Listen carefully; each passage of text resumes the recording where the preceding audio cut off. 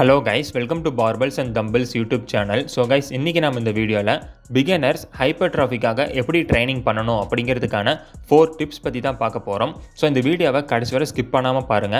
ரொம்பவே யூஸ்ஃபுல்லான வீடியோவா இருக்க போகுது. சோ இந்த வீடியோக்குள்ள போறதுக்கு முன்னாடி நம்ம சேனலை Subscribe பண்ணாதவங்க Subscribe பண்ணிருங்க.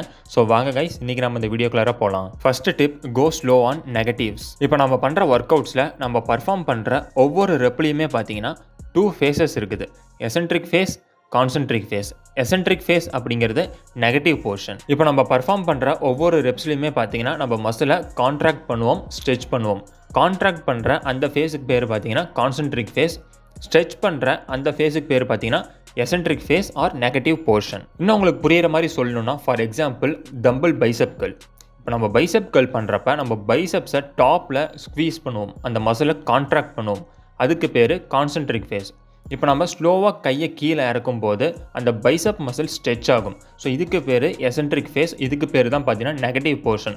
ஸோ இந்த நெகட்டிவ் போர்ஷனில் தான் நம்ம பார்த்தீங்கன்னா ரொம்ப ஸ்லோவாக பண்ணணும். நிறைய பேர் ஒர்க் அவுட் பண்ணுறப்ப அவங்க பர்ஃபார்ம் பண்ணுற ஒவ்வொரு ரெப்ஸையுமே ரொம்ப ஃபாஸ்ட்டாக பர்ஃபார்ம் பண்ணுவாங்க. அந்த மாதிரி பண்ணுறதுல எந்த ஒரு பெனிஃபிட்டுமே கிடையாது.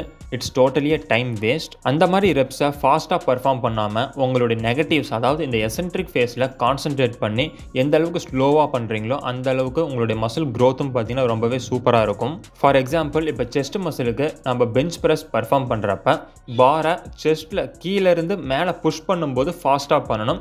அதுவே அந்த பார் கீழே நம்ம செஸ்ட்டு கிட்ட வர வர வர அந்த வெயிட்டை நம்ம கண்ட்ரோல் பண்ணி அந்த எசென்ட்ரிக் ஃபேஸ், அந்த நெகட்டிவ் ஃபேஸை நம்ம ரொம்ப ஸ்லோவாக பண்ணணும். வெயிட் நம்மளை கண்ட்ரோல் பண்ணக்கூடாது, நாம் தான் அந்த வெயிட்டை கண்ட்ரோல் பண்ணணும். நீங்கள் அந்த வெயிட்டை கண்ட்ரோல் பண்ணணும் அப்படின்னு நினச்சிங்கன்னா எசென்ட்ரிக் ஃபேஸ், அதாவது இந்த நெகட்டிவ் போர்ஷனை ரொம்ப ஸ்லோவாக பண்ணுங்க. Second dip, feel the stretch at the bottom of the ரெப்பில் உங்களுடைய மசிலை எந்த அளவுக்கு நீங்கள் ஸ்ட்ரெச் பண்ணி ஃபீல் பண்ணுறீங்களோ அந்த அளவுக்கு உங்களுடைய மசில் க்ரோத் பார்த்தீங்கன்னா ரொம்பவே சூப்பராக இருக்கும். ஹைப்பர்ட்ராஃபியில் இந்த ஸ்ட்ரெச்சிங் பார்ட்டு தான் பார்த்தீங்கன்னா ரொம்பவே முக்கியமானது.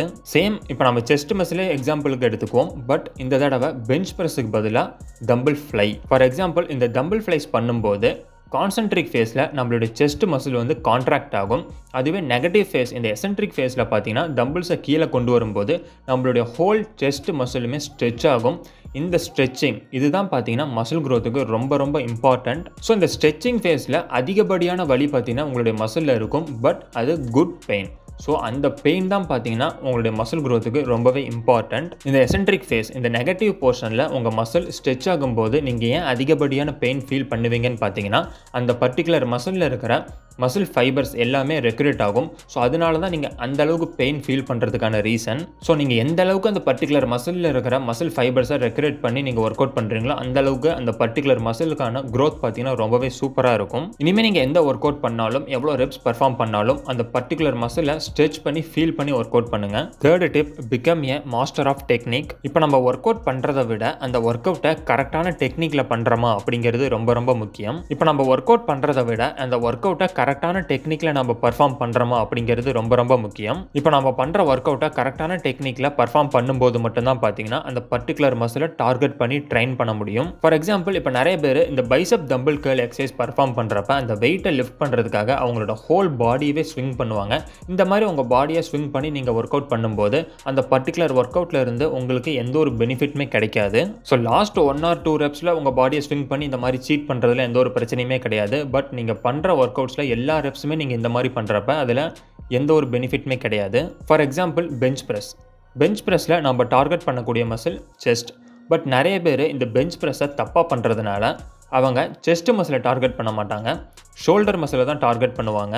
ஸோ இப்போ பெஞ்ச் ப்ரெஸ் ஒர்க் அவுட்டை நீங்கள் கரெக்டான டெக்னிக்கில் பண்ணும்போது உங்களால் செஸ்ட் மசிலை பார்த்தீங்கன்னா டார்கெட் பண்ண முடியும் மோர் தென் ஷோல்டர். ஸோ இந்த ஒர்க் அவுட் டெக்னிக் அப்படிங்கிறது பர்சன் டு பர்சன் டிஃபர் ஆகும். ஏன்னா ஒவ்வொருத்தரோட பாடியுமே பார்த்தீங்கன்னா டிஃப்ரெண்ட்டான ஸ்ட்ரக்சரில் இருக்கும். ஸோ இப்போ நம்ம ஒர்க் அவுட் பண்ணுறப்ப நம்ம பாடிக்கு தகுந்த மாதிரி ஒர்க் அவுட் டெக்னிக்ஸில் சில இம்ப்ரூவைசேஷன்ஸ், சில ஆல்ட்ரேஷன்ஸ்லாம் பண்ணி தான் நம்ம ஒர்க் அவுட் பண்ணணும். ஸோ இப்போ நம்ம ஒர்க் அவுட் பண்ணுறதை விட அந்த ஒர்க் அவுட்டை கரெக்டாக பண்ணுறோமா அப்படிங்கிறது ரொம்ப ரொம்ப முக்கியம். So work out technique is very important. Fourth tip, track progress. Another hypertrophy training key to growth என்னன்னு பார்த்தீங்கன்னா நம்ம பண்ணுற ஒர்க் அவுட்ஸை இம்ப்ரூவ் பண்ணுறது ரொம்ப ரொம்ப முக்கியம். So finding ways to improve as much as possible. நிறைய பேர் பார்த்தீங்கன்னா அவங்களோட ஒர்க் அவுட்ஸை இம்ப்ரூவ் பண்ணுறேன் அப்படின்னு சொல்லி each and every week weight increase பண்ணி ட்ரைனிங் பண்ணுவாங்க. ஸோ ரியல் வேர்ல்டில் இது not at all possible. So பேசிக்காக என்னென்னு பார்த்தீங்கன்னா நம்ம ப்ரொக்ரெசிவ் ஓவர்லோடு பண்ணணும். For example, last week 10 kg dumbbells use பண்ணி பைசெப் கர்ல் 10 ரெப்ஸுக்கு நீங்கள் பர்ஃபார்ம் பண்ணியிருப்பீங்க. ஸோ இந்த வீக் பார்த்தீங்கன்னா அதே 10 kg டம்பிள்ஸ் யூஸ் பண்ணி நீங்கள் எய்தர் 11 or 12 reps நீங்கள் பர்ஃபார்ம் பண்ணணும், ஆர் 12 kg டம்பிள்ஸ் யூஸ் பண்ணி 10 reps நீங்கள் பர்ஃபார்ம் பண்ணணும். ஸோ எய்தர் நீங்கள் வெயிட் இன்க்ரீஸ் பண்ணணும் ஆர் ரெப்ஸ் இன்க்ரீஸ் பண்ணணும். ஸோ இந்த மாதிரி ஈச் அண்ட் எவ்ரி வீக் நீங்கள் ப்ரொக்ரெசிவ் ஓவர்லோட் பண்ணும்போது உங்களுடைய மசில் க்ரோத் பார்த்தீங்கன்னா ரொம்பவே சூப்பராக இருக்கும். So each and every week weight increase பண்ணுறது அப்படிங்கிறது not at all possible. So நீங்கள் ரெப்ஸை இன்க்ரீஸ் பண்ணலாம். ஸோ ப்ரொக்ரெசிவ் ஓவர்லோட் பண்ணுறதுக்கு நம்ம பண்ணுற ஒர்க் அவுட்ஸை ட்ராக் பண்ண வேண்டியது ரொம்ப ரொம்ப முக்கியம். நிறைய ஆப்ஸ்லாம் கூட வந்துருச்சு. ஆர்எல்ஸ் நீங்கள் நோட் புக்கில் கூட இந்த வீக் இந்த பர்டிகுலர் மசிலுக்கு நீங்கள் என்ன ஒர்க் அவுட்ஸ் பண்ணீங்க, எவ்வளோ வெயிட் லிஃப்ட் பண்ணீங்க, எவ்வளோ ரெப்ஸ் பர்ஃபார்ம் பண்ணீங்க, ஸோ இந்த மாதிரி நீங்கள் பண்ணுற ஒர்க் அவுட்ஸை நோட்டில் நீங்கள் ட்ராக் பண்ணி எழுதி வைக்கும்போது ப்ரொக்ரெசிவ் ஓவர்லோட் பண்ணுறதுக்கு ரொம்பவே ஈஸியாக இருக்கும். So track workouts, see progress. So அவ்வளோதான் கேஸ் இந்த வீடியோ. இப்போ நீங்கள் ஒரு பிகினராக இருந்தீங்கன்னா உங்களுடைய ஹைப்பர்ட்ராஃபி ட்ரைனிங்கில் இப்போ நான் சொன்ன 4 டிப்ஸுமே இம்ப்ளிமெண்ட் பண்ணி பாருங்கள். உங்களுடைய மசில் க்ரோத் நெக்ஸ்ட் லெவலில் இருக்கும். ஸோ கைஸ் உங்களுக்கு இந்த வீடியோ பிடிச்சிருந்தா லைக் பண்ணுங்கள், ஷேர் பண்ணுங்கள், சப்ஸ்கிரைப் பண்ணுங்கள். நாளைக்கு உங்களை இன்னொரு புது வீடியோவில் பார்க்குறேன். Thank you guys.